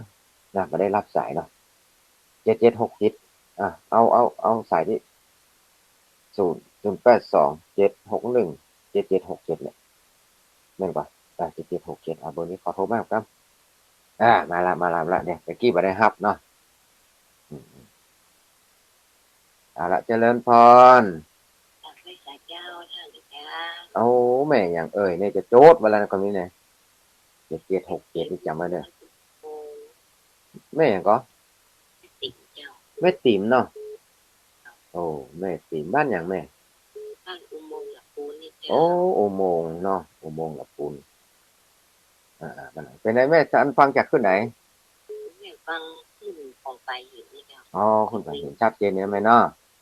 ชัดเจนนี่เจ้าสาธุนะแม่เด้อให้กำลังใจกันเนาะแม่สุขภาพแข็งแรงเด้อสาธุสายต่อไปเนาะเจริญพรฟังอาจารย์เช้าปีนี้แม่อย่างเอ่ยป้าบอกความจริงนะป้าจ๋าในหนองร้องเบี้ยงแม่เบี้ยงหนังร้องแม่อย่างก็ลืมละเดี๋ยวป้าบอก แม่บัวคำเนาะ เจ้าตะแกงเนี่ยของน้อง โอ้บัวคำโอ้แม่บัวคำฟังอันห้วยต่างซักเนาะแม่เนาะ เจ้าชัดเจนเนาะโอ้ดีแล้วสายอันนี้เนี่ยบ้านเฮาเนี่ยอันสถานีขึ้นวิทยุสีขาวอันนี้มันไปกุฏิกุต่างเนาะกุฏิกุต่างละดีละแม่บัวคำอยู่ใกล้ๆกันนี่บ่ได้แว่งๆก็มาแอวหากันมาใส่บาตรตอนพุ่นมากุปีแล้วกะไอ้สิ้นปีเข้ากำเนาะแม่เนาะแม่ปล่อยไปรู้แม่ตีก็ได้หม้อจะเป็นยังเอิ้นมาเตอะเดี๋ยวจะให้รถไปครับบุญไปกันเนาะแม่สาธุเด้อแม่เด้อแม่บัวคำจ้าสาธุเจริญพรที่ครับแม่บัวคำละแหบสายก็เลยหายแซ่บไปหาเนี่ยมันน่าจะฮับว่ากำลังหลายๆสายเนาะหมู่นะเนาะแต่กันถึงหมู่ถึงมวลนี่เนี่ยมันถ้าอย่าซูนแอนไงฮะเนาะมันเป็นอะไรหมดต้องไปเด็กกิจกรรมนะเป็นคนแล้วเนี่ยเดี๋ยวกันเนอะที่เบอร์อย่างฟองที่ไปได้ฮับ767กับฮับแล้วเนาะ979นี่แม่บัวคำเลยนั่นก็ลืมไปแล้วฮะจำมาได้จำก็ชื่อจำเบอร์ไม่ได้เรียงกันเป็นแหลกเลยก็เข้านั่นแหละหัวไข่ถึงไข่ก็ได้ให้ได้ไล่โซ่ฮะปิดเนอะถ้าเบอร์แปลกๆถ้าเบอร์โทรอย่างก็เบอร์โทรที่อันโทรเข้ามาเนี่ยจะบันทึกไงพอบันทึกแล้วก็จะโทรปิดถามเลยจะโทรปิดก็ถามว่านี่เบอร์ไผ่เนี่ยนี่ไงบอกก่อนจะได้โจทย์ไว้จะได้จำอย่างเพื่อนพ้องเหรอว่าตัวลุงเนี่ยใครจับเนี่ยเราต้องโจทย์อย่างเดียวนะแถมกำโทรเข้ามาในจื่อมันโชว์อะไรเลยเดี๋ยวหรอกนี่จำได้แล้วจะได้จำเสียงกันอย่างว่าเนาะตัวลุงก็มาพาตู้ก็มาใหม่ว่าอันมาเริ่มรับโทรศัพท์ใหม่เลยศูนย์อันหนึ่งฟังอันหนึ่งเขียนอันหนึ่งจะตัวมันแยกประสาทไม่ค่อยออกเลยแต่ว่าถ้าคนชำนาญการอย่างท่านอาจารย์พระครูอภิวัฒนกรมกาตุลุงยองกาครูบาอาจารย์ต่างๆนี่เป็นชำนาญการพิเศษหรอคนเป็นรุ่นพี่เนาะชำนาญการพิเศษตุลุงมามันลุนเป็นน้องใหม่ก็เลยไม่ค่อยเก่งเรื่องเรื่องจ่าสักกระไดเนี่ยก็พอไปถูไทยไปได้พอไปได้เนาะก็เลยเนี่ยฟังตัวตัวแล้วก็พอหน้าจอโทรศัพท์ตัวเนี่ยแล้วก็จะมาจำชื่อคนตัวเนี่ยมันสับสนเหมือนกันครับสับสนนั่นแหละเนาะได้ก็ฮับแต่ไม่ได้ฮับสายไฟก็จะขอสุมาอภัยจะไปโคตรกันเนอะโยมแม่ทั้งหลายวันนี้ไม่ได้ยินเสียงนั้นตั้งหน้าจังเวียงสาก็หน้าประเสริฐไม่ทันไรฮะตอนแรกโทรมาลูกถ้าบอกโทรก็ได้เจาะขึ้นตัวเก่ากันไม่ได้ฟังเสียงตัวเก่ามันใครหมวนเลย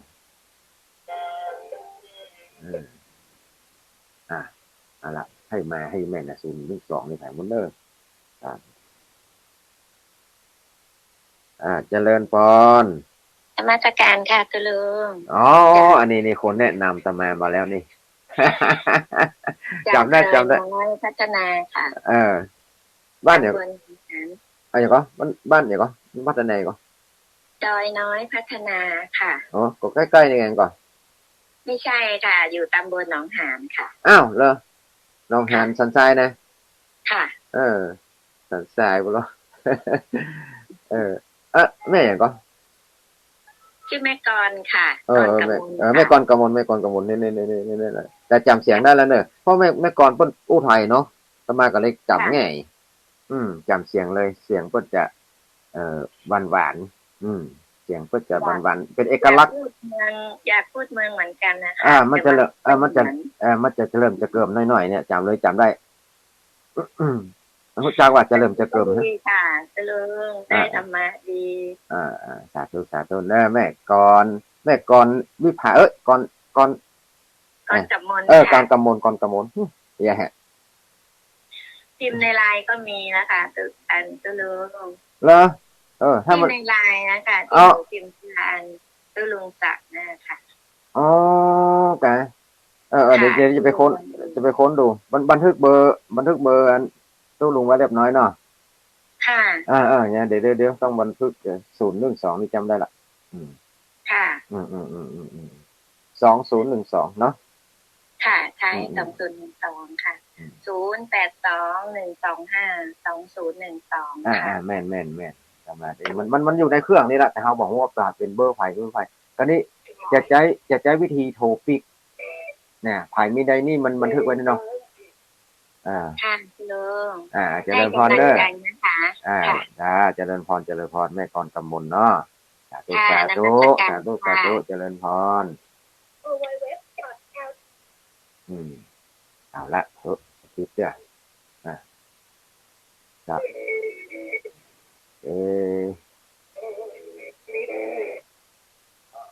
นี่เจอละโอ้มันก็ตั้งไว้นี่แน่อันขึ้นนี่เนาะไม่ได้ไหลไปไหนเนาะแล้วมันหายเชฟไปหมดเอาละกี่โมงแล้ว52เอาละเนาะ52นี่ได้แห่งประมาณ2 สาย 3 สายเนาะ2 สาย 3 สายโทรมาได้เนอะสายที่ไผบ่ได้ฮับไผตะกี้มันฮับหลายคนเหมือนกันนะมันขึ้นมาพร้อมกันใจตรงกันเนาะมันเงี้ยแต่บางทีบางคนจะมาโทรเตื้อรอก่อนรอคนนั้นโทรก่อนต่างคนต่างคิดอย่างเงี้ยเนี่ยมันจังใจตรงกันมาพร้อมกันถ้ามากับมาเลยเนี่ยเงียบปิ้งเนี่ยเงียบปิ้งมันเป็นอย่างนั้นนะเอา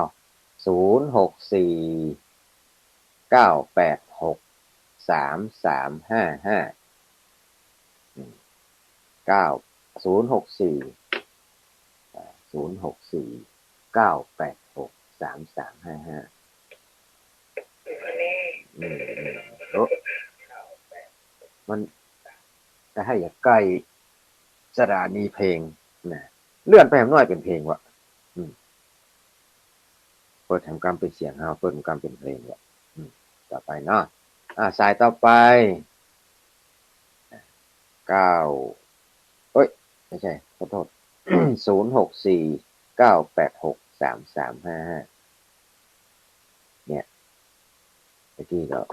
กว่าผิดบาท6นี้ละถ้าใจลอยบริสกรรมอู้ไปเลยถ้าใจลอยนี้ออกไปทั้งเลยหมดสายต่อไปเจริญพรเจ้ากลับไปสาเจ้าตุลุงแม่สุเกี้ยวศิลปรสิตี้มันห้องละปูนเด้อแม่สุแก้วเนาะเจ้าติดตามทุกวันงานศิลพรก็ไปว่าที่ว่าวันนั้นแหละศิลพรนี่มันบ้านอยู่ชื่อนามสกุลเนาะศิลพรสาธุให้กำลังใจกันเนาะแม่เนาะจ้าที่บอกตุลุงวันนั้นน่ะแม่ชื่อบ้านศิลปรซิตี้ตุลุงว่าเคยมาแล้ววัดหลวงซิตี้จ้าแม่น่ะสาธุเด้อไหนเนาะเจริญพรให้กำลังใจกันเนาะสุขภาพแข็งแรงเด้อสาธุจ้ากินให้ทอดไปยังหมดเนาะสายต่อไปตัวใจแก่แม่นว่ะฮัลโหลเบอร์เดิมกันเนี่ยอันนี้เบอร์ใหม่กันเนาะอันนี้ใครจากไหนป้อนหนังก็ซีดมันนะแดงอำเภอหน่อยจังหวัดอีกอะป้อนแหนเนี่ยป้อนเจ้าเขาโอ้เทศมนป้อนแหนอันนี้ป้อนแหนสุกแก้วอีเนาะไม่ไหวใครมาเปิดอันมันแดงครับป้อนแหนประเสริฐนะเนาะหน้าแดงเนาะโอ้ดีละเลยสาธุกำลังเกิดเติงหาก็ว่าเสียงหายไปไหน ฟังจะชัดเจนดีครับนี่ อ๋อสาธุสาธุเนอะสว่างสว่างไปเวิร์ดน้องก็จึงแว่นแต่คนที่เป็นบนถือเนาะก็ แม่นละสาธุเนอะสาธุพ่อสาธุเจริญพรอ้าวสายต่อไปฮัลโหลเจริญพรรู้จักแม่อย่างเอ่ยอันนี้สุกแก้วคนตี้แต่ตะกี้ก็สุกแก้วเฮ้ยนี่อันนี้ไม่สุกแก้วคำอ้วนเนอะเนาะอันพดสี่พดอารามที่ไหนก่อนไหมอ๋อยังนึกสารปีเนาะอ๋อสาธุชัดเจนนี้แม่เนาะแม่สุกแก้วคำอ้วนนี่อย่างนึงสารปีเนอะสาธุนะแม่เนอะให้กำลังใจกันเนาะสุขภาพแข็งแรงนะแม่เนอะสาธุเจริญได้ทำสายต่อไปฮัลโหลเจริญพรไว้สาเจ้าลุงเชื้อนี่ใครเอ่ยแม่เอื้องไผ่บ้านดงหรือสีบ้านโฮงจ้าโอ้แม่เอื้องไผ่อยู่ใกล้ๆกันเนี่ยเจ้าจำเสียงตะลุงได้คือว่าฟังเสียงอย่างก่อนดอยสุเทพอ๋อได้ยินเสียงตะลุงชื่อตลอดเลยอ๋อสาธุติดตามกันไหมเนาะติดตามลำต้อยกันไหมละเจ้าจะเอาพอดีเวลาจะหมดแล้วแม่เนาะสาธุเนอะเจริญพรเอาละโอ้วันนี้หลายเสียงหลายสายตามกันมามีหลายสายแรกแม่ตาบ้านท้าอันนี้แม่ทาละปูนแม่เต็มตาจ้างยังหนองล่องสายที่3แม่นวลจากเทพเสด็จสายที่4แม่อัมไพแม่คือดอยสะเก็ดสายที่5แม่มาริวันบ้านคายแม่อายแล้วก็แม่จันสมแม่สาวแม่อายแม่ติ๋มอุโมงค์อันนี้อุโมงค์ละปูนแม่ติ๋มบ้านอุโมงค์แม่บัวคำบ้านเวียงหนองล่องแม่บัวคำแม่กรกมลดอยน้อยพัฒนาสันทรายแม่สุแก้วศิลาพรอันนี้สีเตี้ยพ่อนานประเสริฐนาแดงจังหวัดน่านบุญละแล้วก็แม่สุแก้วคำอ้วนอย่างเนืองแม่เอื้องไผ่บ้านดงฤาษีเนอะสายใดที่แบบไม่ได้ฮับก็ดีจะได้ก็ขออภัยหลังจากนี้แล้วใครที่ไม่ได้ฮับ